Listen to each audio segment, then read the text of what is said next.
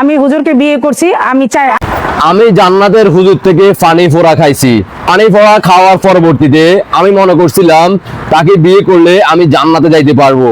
আমি বিয়ে করলাম, কিন্তু জান্নাতে যাইতে পারি নাই। মানুষের চোখের আড়ালে, মুখোশের আড়ালে তার বিভিন্ন অপকর্ম দেখে আমি এখন সিদ্ধান্ত নিলাম আমি তো জান্নাতে যাইতে পারবো না।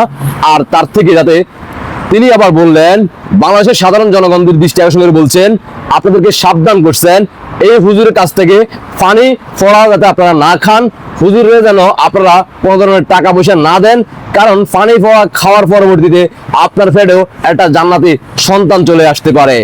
দেশবাসীকে সর্বোচ্চ দেখার সুযোগ করে দিবেন। বাংলার মানুষ দেখতে হবে, জানতে হবে 5ই আগস্টের পর থেকে বাংলার মানুষ বুঝতেছে জান্নাতি লোকেরা কিভাবে আমাদের মা বোনদেরকে এভাবে প্রতারণার তাদেরকে জিম্মি করতে আছে।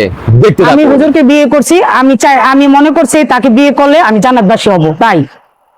আর আমি আরেকটা কথা বলে দিতেছি যে আমি ওই যে আবু বকর সিদ্দিকী আমার যে হাজবেন্ড, তাকে তাকে কেউ অনুরোধ করে বলতাছি, তার ঠিকানা আমি বলে দিছি অলরেডি, কেউ তার ঠিকানা মতো যোগাযোগ করে তারপরে তার সত্য জানে, তারপরে তাকে যেন ওয়াজ মাহফিলে দাওয়াত করে।